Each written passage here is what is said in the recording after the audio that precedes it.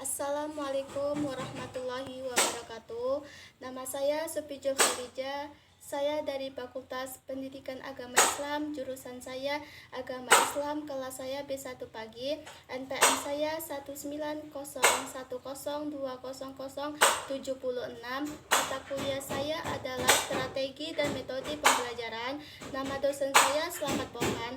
Baiklah, untuk mempersingkat waktu, saya akan memulai presentasi saya tentang prinsip-prinsip belajar. Prinsip-prinsip belajar.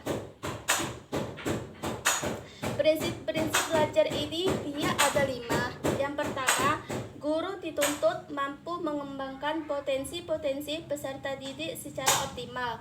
Dan yang kedua, prinsip pembelajaran harus dapat membuat agar terjadi proses belajar siswa sehingga pembelajaran dapat tercapai sesuai tujuan instruksional. Dan yang ketiga, bagi guru, kemampuan menetapkan prinsip-prinsip belajar dalam proses pembelajaran sehingga membantu terwujudnya tujuan pembelajaran. Dan yang keempat, bagi murid, prinsip pembelajaran akan membantu tercapainya hasil belajar yang diharapkan. Dan yang kelima, prinsip belajar yang dapat dikembangkan dalam pembelajaran. Kemudian saya akan memperjelaskan tentang prinsip perhatian dan motivasi. Itu ada 3. Yang pertama, untuk menumbuhkan perhatian diperlukan motivasi. Dan yang kedua, saya akan menjelaskan pengertian motivasi. Motivasi merupakan tenaga pendorong bagi seseorang agar memiliki energi atau kekuatan untuk melakukan sesuatu dengan penuh semangat. Dan yang ketiga, motivasi adalah suatu perubahan energi di dalam pribadi seseorang ditandai dengan timbulnya afektif atau perubahan sikap, perasaan, dan reaksi untuk mencapai tujuan. Dikemukakan oleh H. Malik tahun 2001.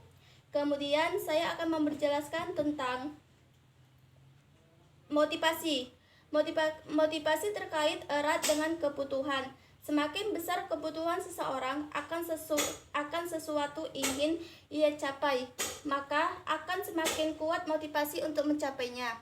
Dan yang kelima, guru hendaknya dapat meyakinkan siswa bahwa hasil belajar yang baik adalah suatu kebutuhan guna mencapai sukses yang dicita-citakan. Kebutuhan dapat berupa perilaku, sikap terpuji, dan keterampilan. Dan yang keenam, guru harus dapat merubah atau memaknai tujuan pembelajaran menjadi kebutuhan, maka siswa akan lebih mudah mendorong aktivitas belajar. Kemudian yang ketujuh, motivasi dapat bersifat internal dan eksternal. Motivasi internal adalah merupakan dorongan dalam diri individu untuk melakukan aktivitas, sedang motivasi eksternal eksternal dorongan dari luar.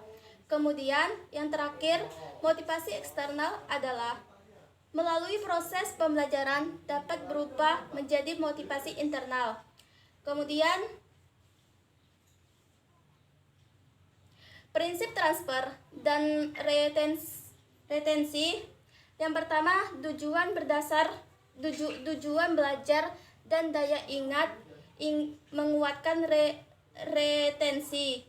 Kemudian yang kedua, retensi dipengaruhi oleh kondisi psikis dan fisik di mana proses belajar terjadi.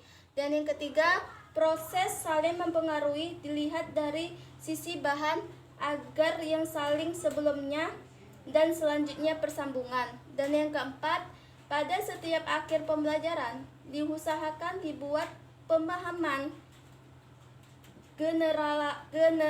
generalisasi sehingga dapat memperkuat transfer dan retensi. Kemudian prinsip keaktifan.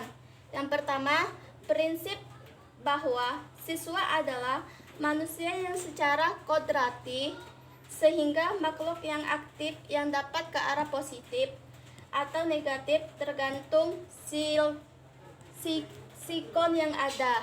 Yang kedua, indikator kreativitas siswa adalah keterlibatan secara optimal baik intelektual, emosional, dan fisik. Dan yang ketiga, untuk mentransfer konsep atau ide dan pengertian kepada siswa, pemindahan dilakukan dengan diinterpretasikan dan dikonstruksikan oleh siswa melalui pengalamannya. Kemudian demikian materi prinsip-prinsip belajar yang telah saya sampaikan. Lebih dan kurangnya saya mohon maaf lahir dan batin. Sekian dan terima kasih. Assalamualaikum warahmatullahi wabarakatuh.